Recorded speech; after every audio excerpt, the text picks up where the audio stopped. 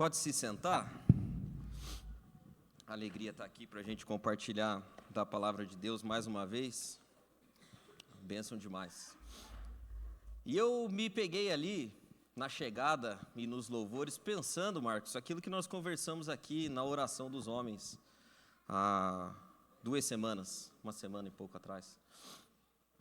Coisa maravilhosa é nós estarmos na casa de Deus, e eu tenho dificuldade, irmãos, muita dificuldade, em entender as pessoas que não vêm ao culto no domingo. Pode ser religiosidade da minha parte, pode ser tradicionalismo, sei lá, da minha parte, mas eu tenho dificuldade, porque para mim, o fato de nós estarmos aqui no domingo, podendo estar em qualquer lugar, né? Como diz a música, poderia estar em qualquer lugar. O fato de nós estarmos aqui no domingo representa muito mais para nós do que para Deus. Representa muito mais para nós porque nós mesmos colocamos alertas e lembretes, dizendo assim, para mim é importante, para mim é necessário. Eu não posso me esquecer, a vida não pode entrar num deixa a vida me levar, eu não posso me acostumar com o fato de que estar com os irmãos, estar envolvido com a presença de Deus, não seja uma prioridade na minha vida. Então, se você não tem o sentimento e o desejo, eu te encorajo, quem sabe você que está ouvindo aí, ou vai ouvir isso pela internet, né, porque você não está aqui, eu encorajo você a começar na força mesmo, no compromisso, na base mas isso é religiosidade. Pois comece na religiosidade. Comece lá. Porque é importante para nós. É muito mais importante para nós do que para Deus. Deus não precisa do nosso culto. Nós precisamos. Nós precisamos prestar culto. Então, é o meu sentimento que eu tive agora de manhã, ali sentado. É uma palavra pastoral para você e uma palavra pastoral muito mais para você que não está aqui. Para você que está assistindo de casa. Venha para o culto. Está frio, todos sentem frio, uns mais, outros menos, mas pode ser que o arrebatamento aconteça no inverno, né? Daí você vai falar, está meio frio para sair agora da cama, volta em dezembro, e aí o norte-americano vai falar, dezembro para mim é frio, né? Então não tem jeito, venha com frio mesmo, tá bom? Salmo 23, uma conversa de ovelha para ovelha. A Maria deu risada desse tema, principalmente a hora que ela viu a imagem, né?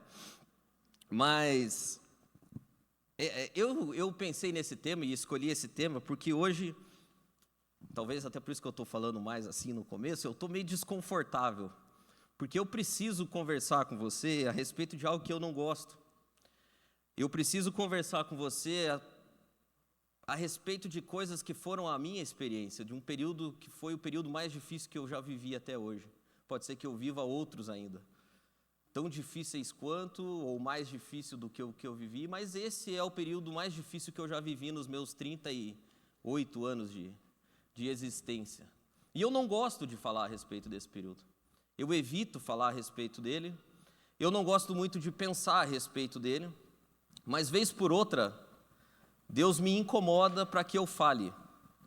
E poucas vezes eu falei isso, já tem mais de um ano, tem uns 2 anos que eu passei por isso. E eu poucas vezes falei a respeito disso. E hoje o que eu quero falar com você é a respeito da minha experiência com o Salmo 23, que foi uma das passagens bíblicas que mais foi ministrada ao meu coração durante um tempo de dificuldade. Por isso, o título da mensagem é Uma Conversa de Ovelha para Ovelha. Quando eu pensei nas coisas que eu escrevi aqui, e lembrei das coisas que eu vivi durante um tempo, a imagem que vinha à minha cabeça era uma conversa entre ovelhas. E o que eu desejo oferecer para você hoje é, quem sabe, não conselhos, mas troca de experiência entre ovelhas. No culto passado, no domingo, aconteceu um fato interessante. No final aqui tinham 6 ovelhinhas conversando a respeito de experiências da vida. Coisas que eu já passei, que eu passo para o outro e que eu falo o que está acontecendo. E eu fiquei pensando que a nossa caminhada cristã é assim. As ovelhas conversam entre elas. Tem vezes, boa parte das vezes, a gente ouve o pastor falando, o bom pastor falando. Mas outras vezes a gente ouve as ovelhas falando. E a Maria perguntou se a conversa seria na base do mé. Eu falei, não, Maria, não. É uma conversa de ovelhas, mas é uma conversa cabeça. Então, abra a tua Bíblia no Salmo 23. E a gente vai ler o Salmo todo, mas eu vou me deter em duas partes dele. O Salmo 23 é um dos salmos mais conhecidos. Todo mundo sabe ele, tem gente que sabe ele de cor. Mas ele diz assim, Salmo 23, o Senhor é o meu pastor, e nada me faltará. Deitar-me faz em verdes pastos, guia-me mansamente a águas tranquilas. Refrigera minha alma, guia-me pelas veredas da justiça, por amor do seu nome. Ainda que eu andasse pelo vale da sombra da morte, não temeria mal algum, porque tu estás comigo. A tua vara e o teu cajado me consolam. Preparas uma mesa perante mim na presença dos meus inimigos. Unges a minha cabeça com óleo, e o meu cálice transborda. Certamente que a bondade e a misericórdia me seguirão todos os dias da minha vida, e habitarei na casa do Senhor por longos dias. É maravilhoso esse salmo. É maravilhoso ler essas palavras. Mas é muito mais maravilhoso quando essas palavras encontram no nosso coração um espaço e começam a fazer sentido. Porque o mundo que a gente vive é uma grande fábrica de ansiedade, preocupações, cuidados a respeito da vida. E essa ansiedade, preocupação, cuidado vai nos empurrando para uma situação de estresse e de desconforto cada vez que passa maior. O mundo que a gente vive é um mundo de expectativas. É um mundo que nos empurra a ser sempre melhor, a produzir mais, a estar em constante atividade, a se comparar com outras pessoas. Eu falei isso aqui esses dias. O mundo está uma fábrica de ansiedade para as pessoas. E você olha as pessoas para a tua volta e fala assim, a vida daquele cara é bom, não, a desse outro que é bom, e eu vou para cá, eu vou para lá, e você está em constante estresse. Você está em constante tensão, corpo tensionado, a musculatura presa. Eu me lembro que num dos meus momentos de maior estresse, uma vez eu fui no médico e a médica falou assim para mim, solta o teu músculo. Eu falei, mas tá solto.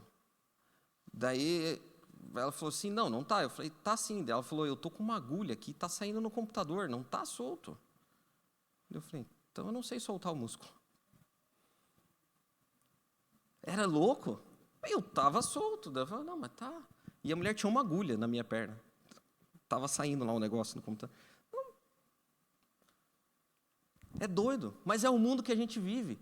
É um mundo de estresse, de preocupação. É um mundo atribulado. E o que o salmista escreveu aqui poderia ter um título. O Salmo 23 poderia ser chamado de o Salmo do Descanso. Eu acredito que ele, ao escrever isso aqui, não estava com a vida tranquila e olhando para tudo que Deus estava fazendo e falando assim, o Senhor é o meu pastor, nada me faltará. Que maravilha, não tem faltado nada. Eu imagino que Davi, ao escrever isso aqui, estava com a vida atribulada, porque ele fala assim, pode ser que eu ande por um vale de sombra da morte, mas eu não posso ter medo. É como se ele estivesse falando para ele mesmo, eu não posso ter medo porque o Senhor está comigo. Ele estava lembrando a ele mesmo o tempo inteiro, o Senhor está comigo, e foi assim que esse salmo me encontrou. Um dia eu andava, porque eu não fazia muitas coisas, então eu andava, e eu estava andando ali na Arthur Bernardes, não tinha nada para eu fazer, eu fui levar o carro para lavar, eu nem gosto de lavar carro. E eu deixei o carro lavando e andando para lá e para cá, atribulado. E eu fui encontrado por esse salmo. E as palavras que me encontraram naquela tarde foram, o Senhor é o meu pastor, nada vai me faltar. E sabe o que é mais doido? Não me faltava quase nada naquele dia, me faltava apenas paz. A minha vida era abastada, a minha vida não era em nada diferente do que ela é hoje. A única coisa que me faltava era a paz.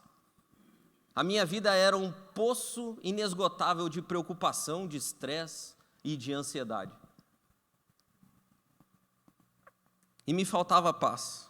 E sabe que essa passagem, esse versículo de o Senhor é o meu pastor e nada me faltará, você pode interpretar ele de duas formas. Você primeiro pode imaginar que Davi escreveu isso porque Deus de fato era o pastor, e no momento em que houvesse uma necessidade, o pastor estaria ali para suprir.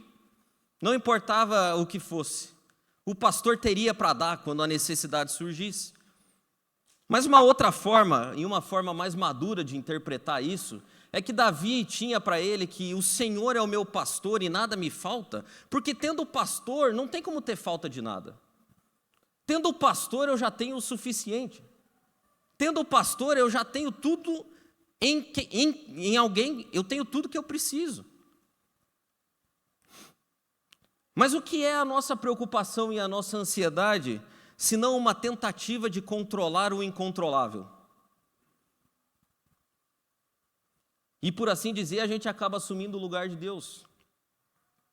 A preocupação e a ansiedade, o estresse, é uma tentativa de controlar algo que está fora de nós, que está num tempo futuro, que está nas mãos de Deus, e por assim dizer, não está acessível a nós. E a preocupação, primeiro ela é inútil, porque se está na mão de Deus e está num ponto futuro, não tem nada que você possa fazer, então você ficar preocupado é inútil, é completamente inútil. A preocupação é irracional também. Ela é irracional porque quando a gente está nesse estado de tensão, a gente não consegue agir de forma racional, a gente age de forma emocional. Por isso que pessoas em estado de ansiedade, de preocupação e de estresse, elas fazem muita bobagem. Elas brigam com quem não deveria brigar, é carinhoso com quem não deveria ser, porque elas estão com sentimentos bagunçados, elas não têm racionalidade, elas só têm emoção. A preocupação ela é desnecessária também, porque se uma vez ela é inútil, porque está nas mãos de Deus, ela acaba sendo desnecessária, porque se está na mão de Deus, meu amigo, não tem por que você se preocupar com nada. Pelo menos deveria ser assim. E a preocupação acaba por ser danosa, tanto para nós como para as pessoas que estão à nossa volta. Conviver com pessoas preocupadas, ansiosas e nesse estado de estresse é uma das piores coisas que tem. É ruim de conviver com pessoas assim. Você tem que pisar em ovos, porque você nunca sabe. Será que hoje ele levantou com bom humor? Será que hoje ele está bem ou está mal? Por isso que eu louvo a Deus pela vida da minha esposa, porque eu tinha raiva de mim, imagina ela. Mas era sempre um estado de, veja bem, o que eu falo agora? As pessoas medem as palavras para vir conversar com a gente, porque vai saber como é que você está hoje, vai que você atira na pessoa, né? Sei lá. Hoje levantou louco. É difícil. É difícil. Por isso que a afirmação que me encontrou naquela caminhada, naquela tarde, o Senhor é meu pastor e nada me faltará, é uma arma poderosíssima, poderosíssima, contra a ansiedade, contra o estresse, contra preocupações. Mas essa afirmação, ela carrega algumas verdades. A primeira delas é que o Senhor só pode ser o seu pastor se Ele primeiro for o seu Senhor. Porque o que mais tem hoje é gente que quer ter Deus por pastor, mas que não o tem por Senhor. Uma das coisas que mais a gente encontra são pessoas que elas mesmas dão conta da sua vida. Elas fazem as suas escolhas, elas andam por seus próprios pastos, elas procuram os seus caminhos. Por assim dizer, elas não se deixam conduzir a pastos verdejantes, a águas tranquilas, mas elas querem ter a vida refrigerada. Elas querem o pastor, mas não querem o Senhor. E se você é uma dessas pessoas, ou se você está, mesmo que sem perceber, andando por esse caminho, o que a ovelha aqui tem para dizer para você hoje é: não dá certo. Não funciona. Não funciona porque, me perdoe, irmão, mas Deus não se submete ao papel de tapar buracos que Ele não mandou abrir. Deus não se submete. E as ovelhas do Senhor são conhecidas dele. Ele sabe quem elas são, e elas sabem que são do pastor. Olha o que diz em João capítulo 10, versículo 27, Jesus dizendo: as minhas ovelhas me conhecem, sabem quem eu sou, ouvem a minha voz e me obedecem. Não é possível ser uma ovelha e ter Deus como pastor se você não tiver Ele como Senhor. As palavras são claras: conhecer, ouvir e seguir. Sabe o que isso significa? Obediência. Só que o que acontece com muitos de nós é que nós somos como ovelhas rebeldes. E o nosso pastor diz assim: olha, se você ficar entre aquela árvore ali e aquele riacho, os meus olhos conseguem enxergar você. Você vai estar no meu horizonte de cuidado. Mas nós somos como ovelhas rebeldes. E a gente sempre quer saber o que tem para o outro lado do riacho. E a gente vai andando, vai caminhando, vai pastando um pouquinho aqui, vai indo mais para lá. E sem que a gente perceba, a gente sai do horizonte de cuidado do pastor. A gente vai para lados em que o pastor já não mais nos enxerga, não mais nos vê. E a gente começa a entrar por caminhos tortuosos que nós mesmos criamos. E aí a gente grita: pastor! Mas a gente já está fora do horizonte de cuidado do pastor. A Bíblia diz no Salmo 91 que aquele que habita no esconderijo do Altíssimo, a sombra do Onipotente descansa. Mas a sombra não acompanha, irmão. A sombra é para aqueles que habitam no esconderijo do Altíssimo. A sombra é para aqueles que estão aqui, debaixo do cuidado do pastor. Então, o Senhor não pode ser o seu pastor, a menos que Ele seja o seu Senhor. Ovelhas desobedientes, ovelhas rebeldes, escapam do horizonte de cuidado do pastor. E sabe que nem todo mundo é ovelha. É difícil dizer isso, porque ainda mais no mundo que a gente vive, que Deus é o Deus de todo mundo, Deus é Pai de todo mundo, dizem aí, mas não é assim, irmão. Não é assim. Deus não é pastor de todo mundo, Deus é pastor das ovelhas dele. É tão chocante isso, mas se você ler depois na tua casa, João capítulo 10, perceba no versículo 25 que Jesus diz para aquele pessoal, dizendo assim: sabe por que vocês não ouvem a minha voz? Porque vocês não são as minhas ovelhas. Vocês não são do meu pasto. Por isso que vocês não ouvem a minha voz. Pode ser que nós estejamos fora do pasto do pastor. A gente andou por caminhos aí e a coisa ficou difícil. Então, enquanto o Senhor não for o seu Senhor de verdade, Ele não será o seu pastor. Outra coisa que eu aprendi nessa parte foi que até que a gente não se preocupe com nada, a gente só vai conseguir andar despreocupado de tudo quando a gente aprender a orar por tudo. Porque a preocupação não muda nada.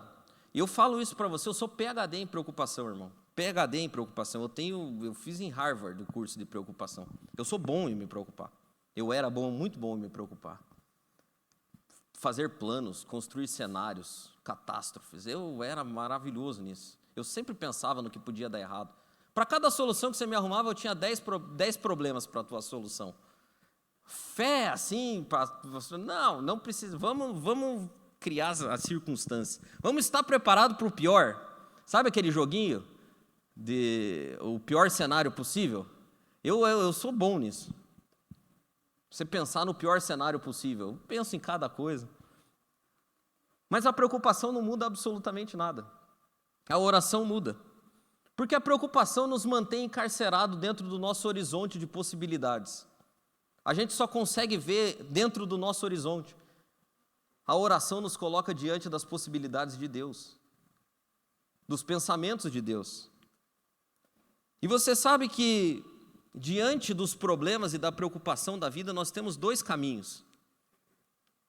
Diante das ansiedades da vida, a gente tem dois caminhos. Ou a gente vai para o quarto do desespero, e o quarto do desespero é terrível, porque quanto mais você começa a pensar em coisas que podem dar errado, já percebeu?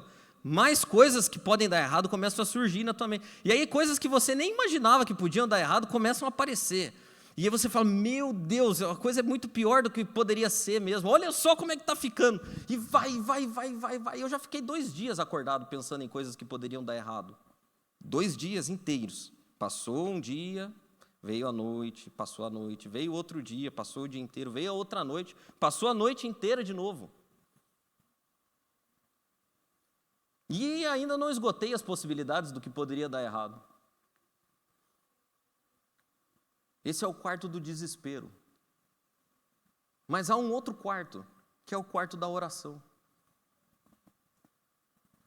E o quarto da oração é o quarto onde você literalmente descarrega a sua ansiedade, a sua preocupação, as coisas que você não consegue entender. É no quarto da oração que você encontra paz. Olha o que Paulo diz: não andem ansiosos por coisa alguma, antes sejam em tudo conhecidas as vossas orações, as vossas petições, e que haja ação de graça na tua vida. Pedro também diz que nós devemos lançar sobre ele toda a nossa ansiedade, porque ele tem cuidado de nós. E sabe o que significa orar? Quando a gente está num momento de dificuldade? Literalmente lançar sobre Deus. O problema é que às vezes, nesses momentos, a gente quer fazer orações, tipo um vendedor de alguma ideia para Deus. Deus, a minha preocupação, mas eu sei que o Senhor é capaz, né, Deus? Eu não estou duvidando da sua capacidade, mas olha para a minha situação. Deus não se interessa por isso. Pode ser que para Deus seja muito mais vantagem, eu tenho certeza que é, se você orar assim: Deus, a minha fé acabou. Inclusive, não sei nem porque estou ajoelhado orando aqui, né?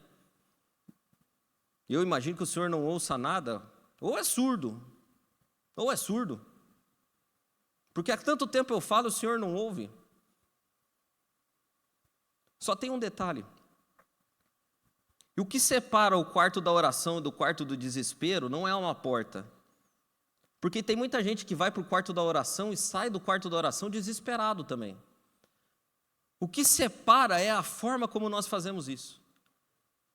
Porque tem muita gente que ora para Deus como se fosse de Deus um despachante, e comunica para Deus a respeito das suas dificuldades, das suas ansiedades, das suas angústias. E a pessoa ora e língua estranha, e depois ela se levanta e vai embora. Ela não recebeu cuidado, ela não recebeu nada, ela comunicou a Deus. E o que Deus espera de nós é que a gente descarregue nele. E depois da gente descarregar nele tudo, ele fala assim: agora deixa eu falar algo para você. Tem vezes que a maioria das vezes eu nunca ouvi nada a respeito de Deus depois das minhas orações. A única coisa foi sentir um pouco de paz, de tranquilidade, de cuidado. Talvez por isso Jesus orava 3 vezes, Daniel orou 3 vezes, Paulo orou 3 vezes. A gente olha assim, e daí agora você pode estar pensando assim: bom, então para resolver meus problemas eu tenho que orar 3 vezes. Eu vou orar agora segunda, quarta e sexta. Não, não é uma simpatia. Não é a oração das 3 vezes com uma garrafa d'água em cima da televisão. Não é a cabala gospel. Sabe o que significa? Eu acho que é aquela coisa do todo, assim, ó, cara, você tem que orar até a angústia ir embora. Você só pode parar de orar na hora que a angústia passar. Aí você para de orar. Enquanto a angústia não passar, ore mais, porque você não vai conseguir andar despreocupado enquanto você não aprender a orar a respeito de tudo. Não se é possível andar despreocupado até que a gente aprenda a orar a respeito de tudo. A preocupação, terceiro entendimento disso, aqui é a preocupação com o amanhã, nos rouba a alegria e a provisão do hoje. Pessoas que andam preocupadas e angustiadas com um mal imaginário de amanhã, elas não conseguem perceber a previsão e o mal necessário hoje. Jesus, quando foi instruir e falou para nós muito claramente, irmãos. Jesus falava por parábolas, falava contando história, falava não sei. Quando ele foi falar sobre cuidado da vida, ansiedade, preocupação, essa coisa que nos rouba a paz, ele não usou parábolas, ele falou claramente. Ele falou assim: por que vocês andam assim? Olhem para os passarinhos, olhem para as flores do campo. Se Deus cuida deles, por que não cuidaria de vocês? Sabe que parece uma afronta para Deus isso. Se Deus cuida de uma flor e de um passarinho, por que não cuidaria da gente, não supriria a gente? Por que vocês andam tão preocupados? E Jesus arremata, para mim, isso aqui é claro. Jesus arremata dizendo o seguinte: o dia de amanhã trará os seus próprios cuidados.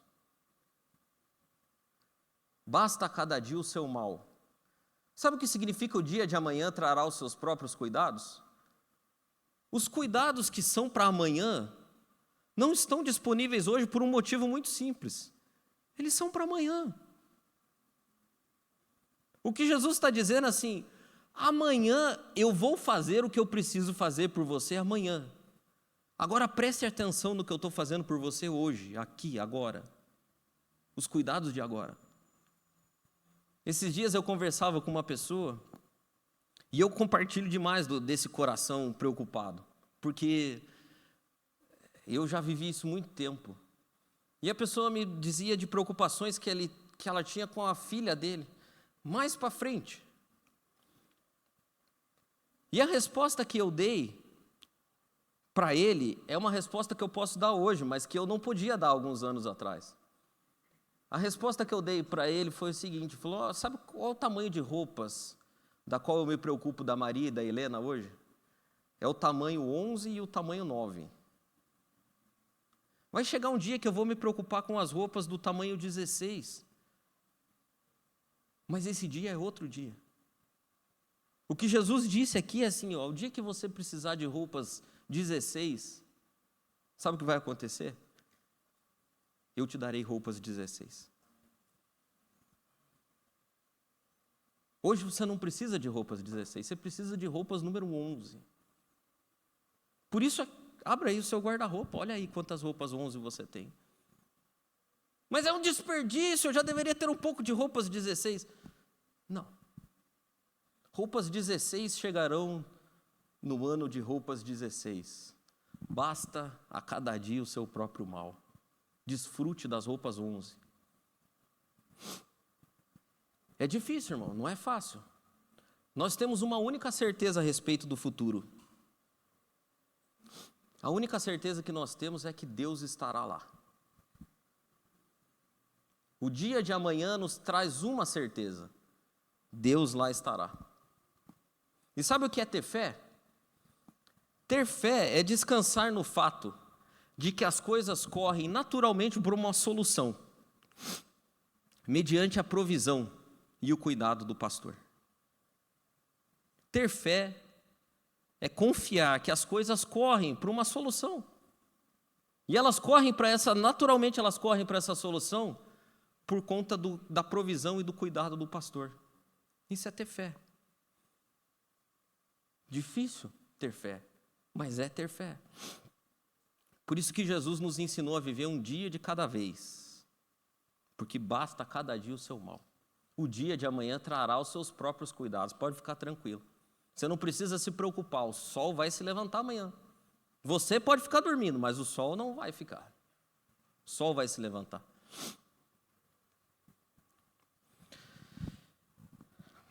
E é difícil, porque essa aqui era a parte boa.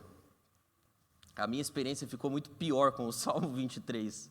Na Arthur Bernardes foi muito fácil, porque Deus ministrou isso aqui no meu coração. Agora houve um dia que era madrugada, e nesse dia eu estava dormindo, mas eu fui acordado no meio do sono.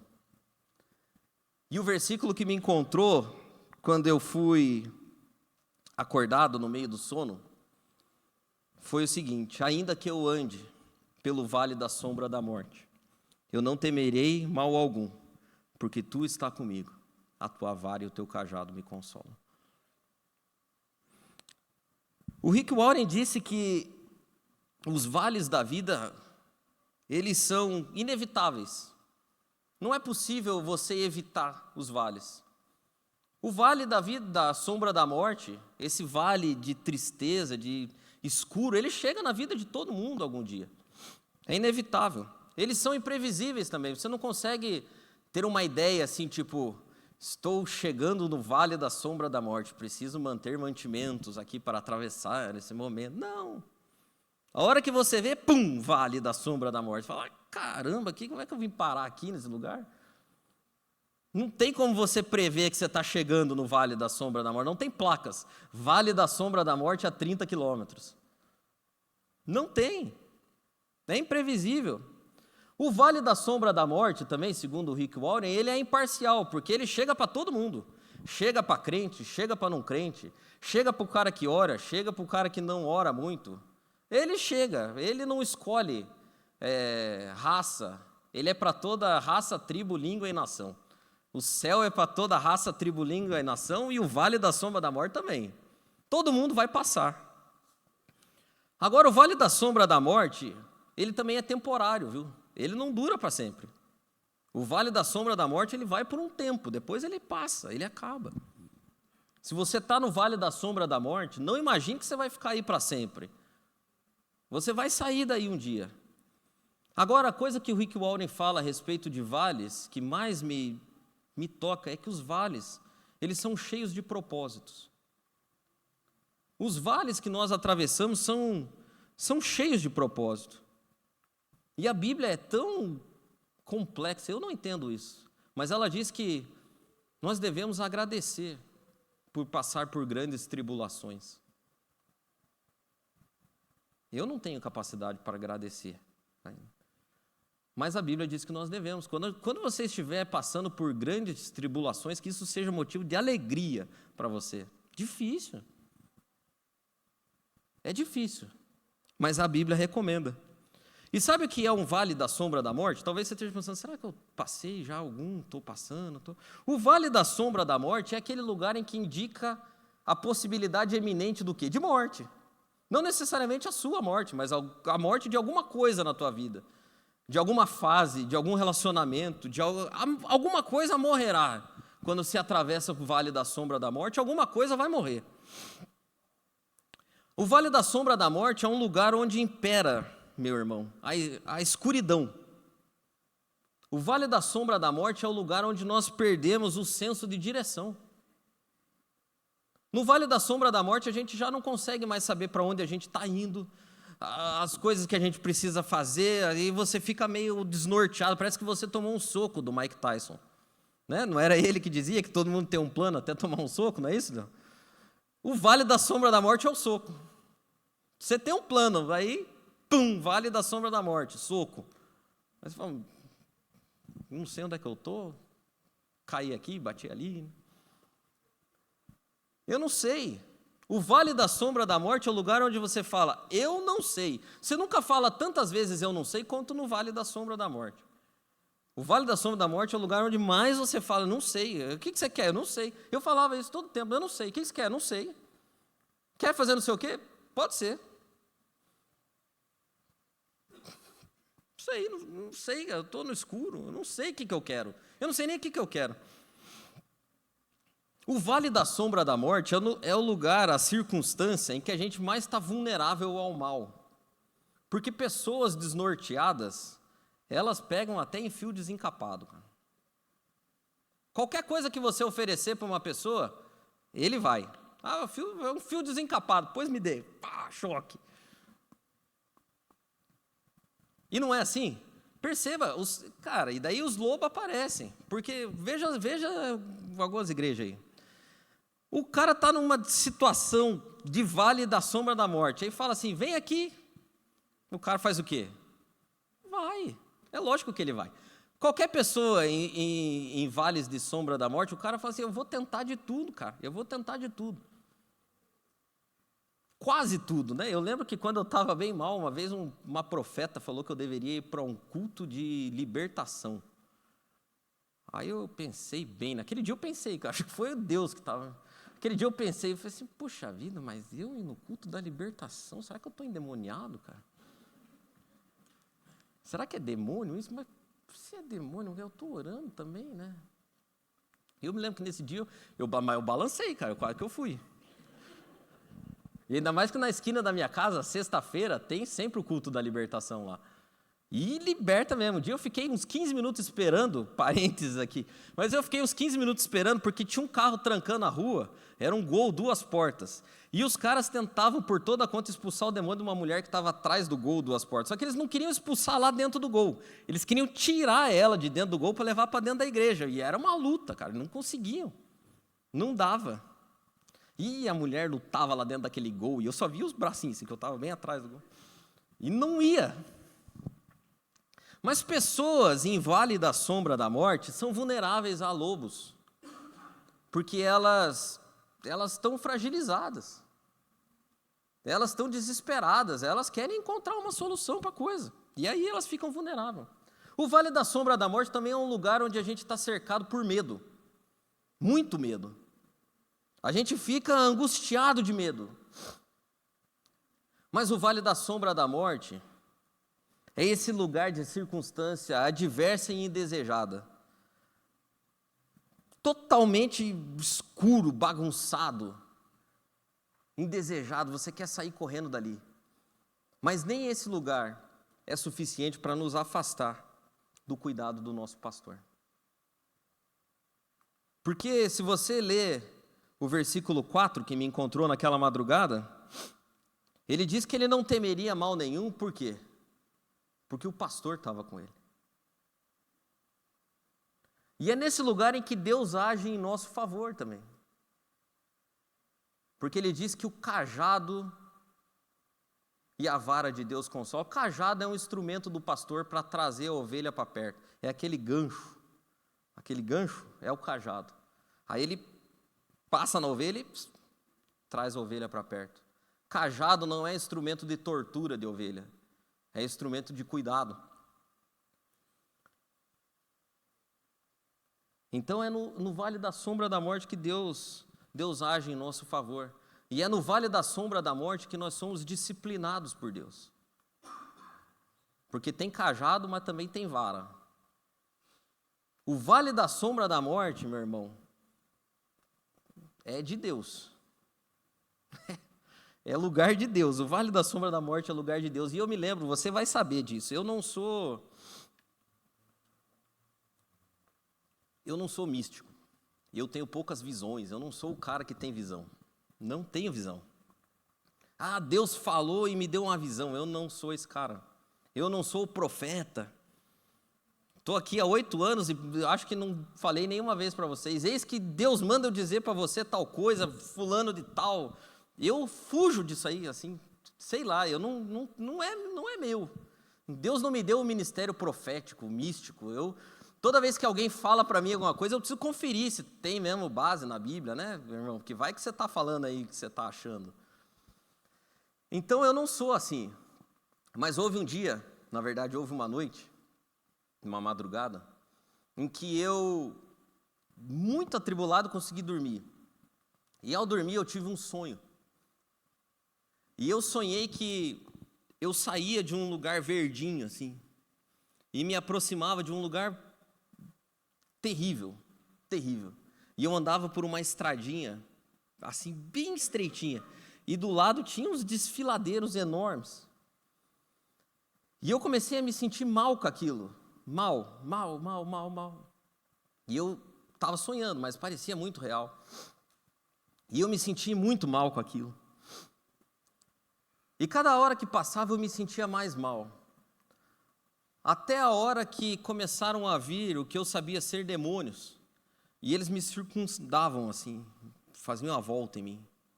Sabe aquele coisa tipo fantasma assim? Eles vinham para cima e pareciam que eles iam me esmagar. E foi nessa hora que eu acordei. Eu acordei, só que o sonho não parou. E naquela hora eu tive a sensação e a certeza de que aquilo não era um sonho, era uma visão. E aquilo não parou. Vou fazer uma oração aqui. Irmãos, nós vamos abrir um parêntese aqui, Tico, desculpe. Nós vamos orar pelo pai do Claudemir. Ele está falecendo, né, Claudemir? Parece que ligaram, está nas últimas.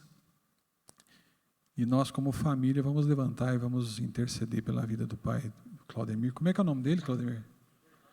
Gervásio. Senhor, nós estamos levantando aqui, Senhor, uma oração em favor do irmão Gervásio. Ele está doente, acamado. Claudemir estava aqui cultuando a Ti. Ligaram de lá, Senhor, dizendo que ele está falecendo. E nós não queremos contestar Tuas decisões, longe de nós, porque é o Senhor que está no controle de todas as coisas. A gente fala isso sempre, mas é tão difícil, Pai, aceitar determinadas coisas, mas nós estamos orando aqui para o Senhor acalmar o coração do Claudemir. Ele está saindo daqui agora, que o Senhor ajude esta família, Senhor. Aleluia, que o Senhor faça o melhor para o irmão Gervásio, que o Senhor decida conforme aquilo que o Senhor quiser, mas que o Claudemir, que a família agora esteja sendo consolada pelo Senhor, esteja sendo abraçada por esse pastor que o Francisco está pregando aqui, Senhor. Que a Tua mão esteja estendida, se for o momento do irmão Gervásio, que o Senhor esteja com ele, que ele não sofra, que o Teu cuidado, Senhor, que é acima de todos os cuidados, esteja presente. Nesse momento, é a oração que nós em família fazemos aqui, Pai, e nós o fazemos em nome de Jesus. Amém e amém. Deus abençoe, Claudemir.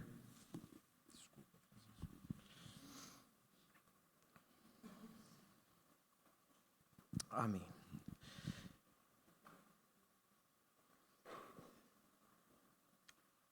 Eu falava para você a respeito da experiência que eu estava tendo, e eu me lembro então que eu sonhava essas coisas e aquilo foi me deixando atribulado, assim, não sei se a palavra certa seria atribulado, mas enfim, aquelas coisas me rodavam e tal, e eu, naquele momento, eu me acordei, e eu percebi que eu acordei, só que as coisas que estavam acontecendo, elas não pararam, elas continuaram acontecendo, e eu pude perceber que aquilo não era um sonho, aquilo era uma visão que Deus estava dando, de algo que estava acontecendo.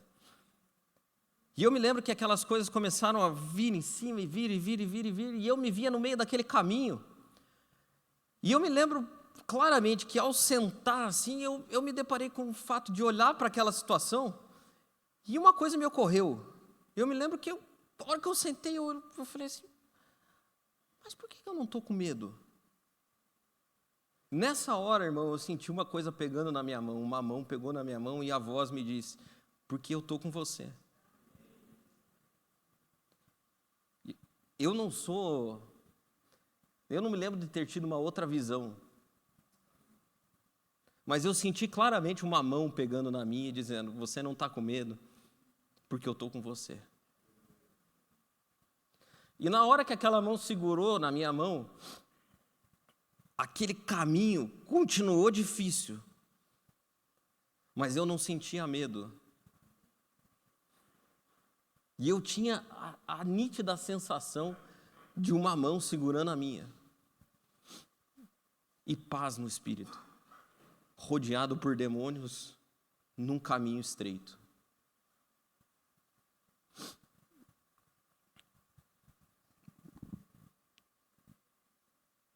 E diante disso, nessa hora, o Salmo 23 falou comigo. Porque na hora eu me lembrei, ainda que eu ande por um vale de sombra da morte.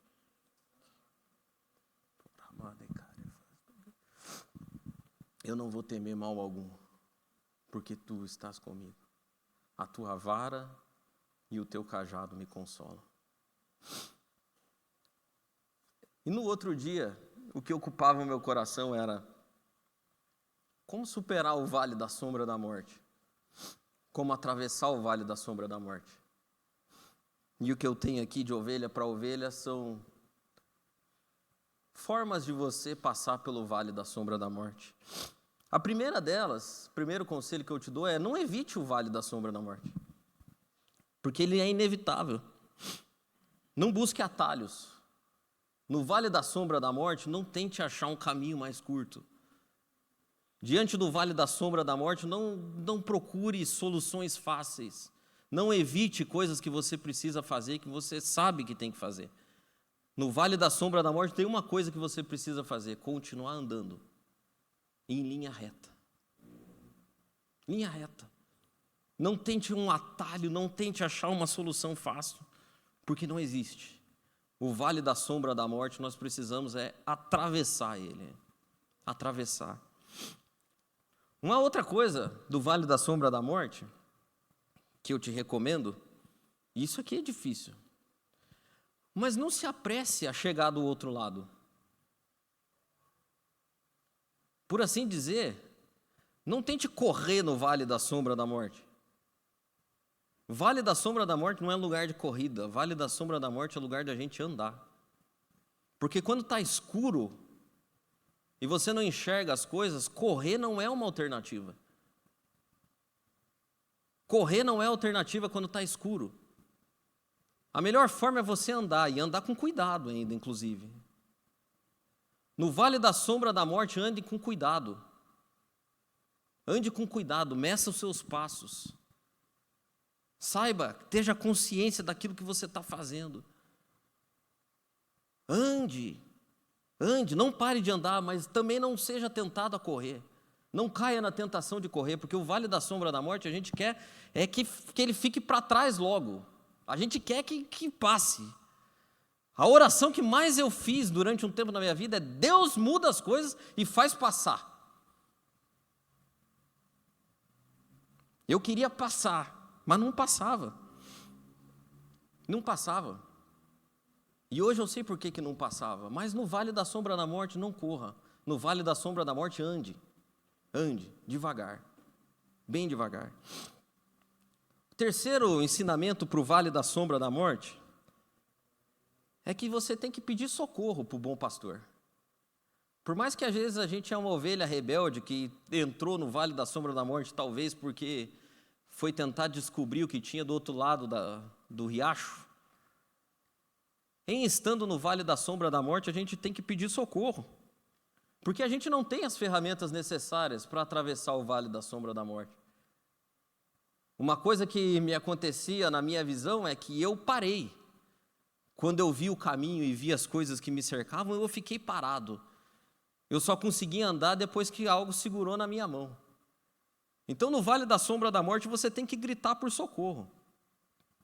Tem gente que fala assim: mas o cara também só ora quando a coisa está difícil. É verdade, irmão. Mas tem que orar quando está difícil. Também não vamos ficar nessa: não, mas daí agora eu não posso, porque eu mesmo que me botei. Não, pastor! Tem gente que só ora quando está difícil, mas então vamos orar pelo menos quando está difícil, senão a gente não vai orar nunca. Daí. Quando está bom a gente também não ora, daí, então vamos orar pelo menos quando está difícil. Tem que gritar por socorro. Tem que gritar por socorro. No vale, olha o que diz o Salmo 124, no versículo 2. Não fosse o Senhor, nós teríamos sido engolidos vivos. Eu tenho isso para mim, irmão. Nesse tempo, não fosse Deus, eu teria sido engolido vivo. Engolido vivo. O texto de Hebreus diz que nós devemos correr para o Senhor, a fim de encontrar graça que nos ajude a atravessar o momento de dificuldade. Então tem que clamar, tem que gritar pelo socorro. Outra coisa no vale da sombra da morte que a gente tem que fazer para atravessar, a gente tem que pedir discernimento para o pastor. Porque uma coisa que acontece com a gente quando a gente fica muito tempo no escuro, já percebeu? Quando você entra num lugar escuro, você não enxerga nada. Depois de um tempo que você está naquele lugar escuro, você começa a enxergar as coisas. Você começa a enxergar contornos. Você não enxerga a coisa propriamente dita, mas você enxerga contornos. Você enxerga como se fossem sombras. Só que sabe qual é a característica da sombra? A sombra, normalmente, ela parece ser maior do que de fato ela é. Não é assim? Você anda uma sombrona, fala assim, mas era só uma coisinha.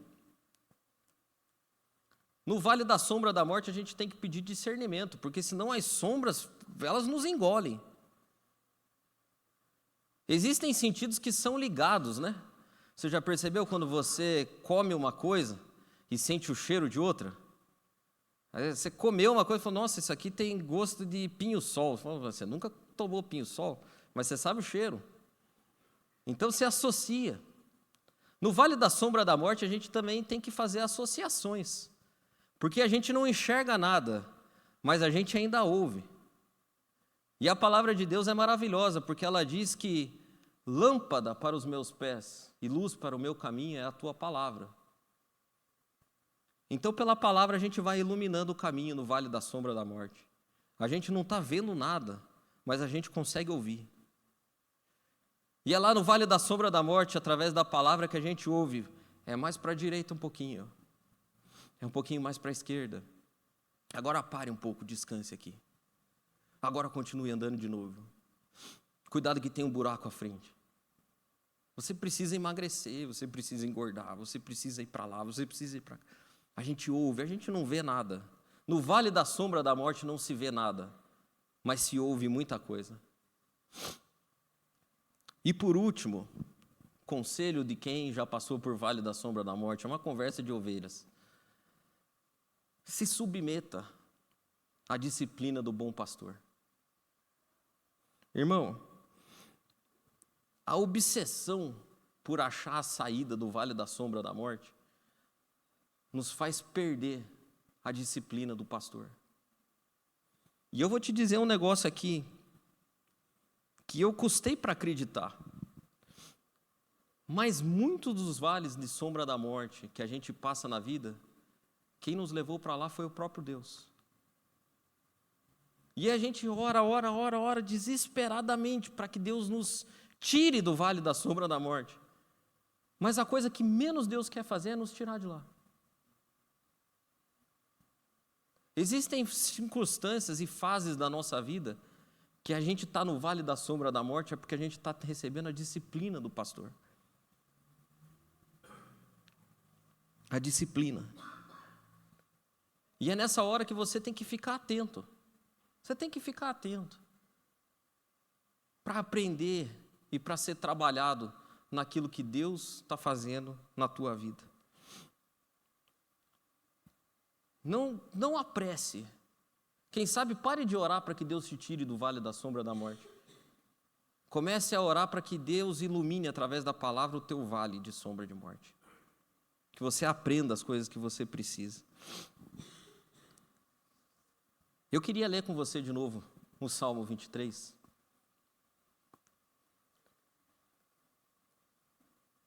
Esses 2 versículos aqui criaram um significado completamente diferente para mim.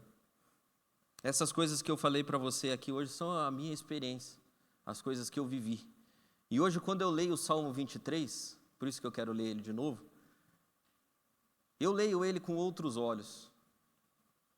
Eu digo que o Senhor é o meu pastor e nada me faltará, e essa verdade ecoa em mim. Ela é intensa para mim. Eu leio que, ainda que eu ande por um vale de sombra da morte, eu não terei medo. E hoje eu digo assim, é assim mesmo. Por incrível que pareça, a gente não tem medo. E o que mais eu gosto é o final. Porque o Salmo diz, o Senhor é meu pastor e nada me faltará. Deitar-me faz em verdes pastos. Guia-me mansamente a águas tranquilas. Refrigera a minha alma e guia-me pelas veredas da justiça, por amor do seu nome. Ainda que eu andasse pelo vale da sombra da morte, não temeria mal algum, porque tu estás comigo. A tua vara e o teu cajado me consolam. Preparas uma mesa perante mim na presença dos meus inimigos, unges a minha cabeça com óleo e o meu cálice transborda. Certamente que a bondade e a misericórdia me seguirão todos os dias da minha vida e habitarei na casa do Senhor por longos dias. Hoje eu digo isso com propriedade. A misericórdia e a bondade de Deus correm atrás daqueles que no momento de dificuldade não desfalece, mas que continuam. Muita gente me dizia, irmão, que o que eu precisava naquela época da minha vida era de um novo enfoque. Sabe aquele negócio? Trocar o mindset. Você precisa olhar a vida de outro jeito. Você precisa enxergar as coisas de outro jeito. Você precisa de uma nova perspectiva de vida, quem sabe um novo projeto, uma nova realização, dar sentido na sua vida. Oh, eu ouvi isso tantas vezes, cara. Ouvi demais isso. Isso era o que os outros achavam que eu precisava. O que eu achava que eu precisava era de certezas a respeito dos fatos, de segurança, de convicção e de saber, com provas materiais, de que tudo ia ficar bem. Só que eu não precisava de nada disso. Eu descobri nesse tempo que o que mais eu precisava era do pastor. Eu precisava aprender a descansar. Descansar. Descansar. Ficar tranquilo. Eu precisava aprender a obedecer. E eu precisava ser tratado pelo pastor. Hoje, quando eu olho para trás, eu digo o que Pedro disse que nós devíamos fazer. Obrigado, Deus, por passar por tantas tribulações. Obrigado. Obrigado. Porque hoje eu sou uma ovelha diferente. E eu não sei se Deus me levou para um outro pasto. Às vezes eu me pergunto isso, eu nunca vou saber. Porque eu tenho a sensação de que todas as coisas estão diferentes. E eu me pergunto se Deus me levou para um outro pasto. Para mim parece que eu estava num pasto. E atravessei um caminho de dificuldade. E cheguei num outro pasto. E esse pasto que eu cheguei hoje parece muito melhor do que o pasto de antes. Muito melhor. Só que os sinais são contraditórios, porque às vezes eu olho para esse pasto e o pasto parece igual. E eu penso assim, quem sabe esse pastor nos mantém aqui nesse pasto, e esse pasto é circundado por vale de sombra da morte. Vez por outra ele nos pega aqui e nos leva para dar uma voltinha. E o que a gente faz? A gente só entra por um outro lado do pasto, mas o pasto ainda é o mesmo. Quem é diferente é a ovelha. Então eu não sei se eu fui para outro pasto ou se eu simplesmente sou uma ovelha diferente. O que eu sei é que está tudo muito melhor. Pode até ser que a grama seja a mesma ainda. Pode ser que as ovelhas que estão na minha volta ainda sejam as mesmas. Está tudo igual. Mas quando eu olho para trás, está tudo diferente. Está tudo muito melhor. O que eu queria dizer para você hoje, se você não lembrar de nada disso aqui que eu disse, não tem problema. Quem sabe daqui uns anos a gente conversa de novo, como ovelhas. Mas eu queria que você guardasse uma coisa. Ovelha, meu irmão, não precisa de pasto. Ovelha precisa de pastor. Ovelha não precisa de pasto. No vale da sombra da morte não tem pasto. Mas no vale da sombra da morte tem pastor. O que a gente como ovelha precisa, e a conversa hoje é de ovelha para ovelha, o que a gente precisa é do pastor.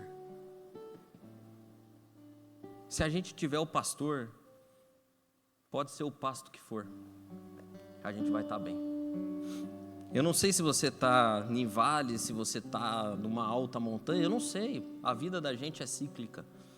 Vez por outra o pastor nos leva para dar uma voltinha no vale. Não se esqueça. Não tenha medo. Não tenha medo de orar para Deus, expressando exatamente a forma como você se sente. Não tenha medo de jogar em Deus e despejar nele como quem joga o lixo, literalmente. Não fuja, meu irmão, da disciplina de Deus procurando atalhos por aí.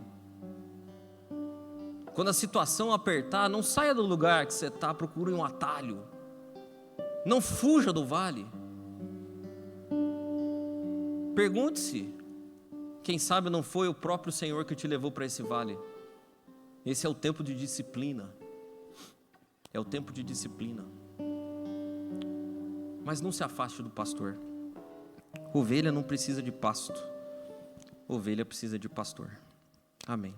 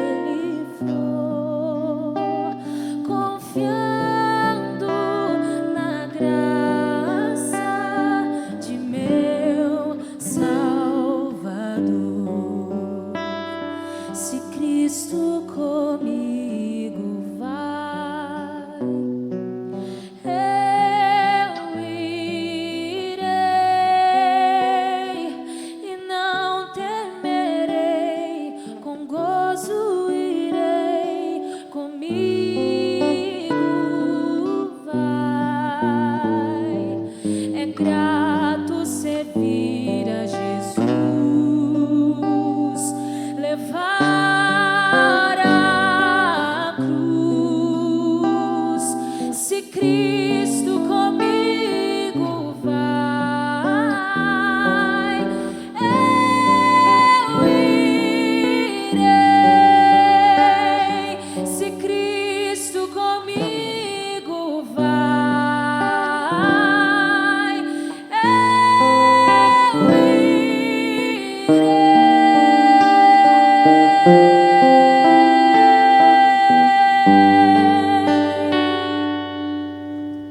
Amém? Que grande bênção, não é? Que grande bênção. Que grande bênção ouvir, estar aqui, né?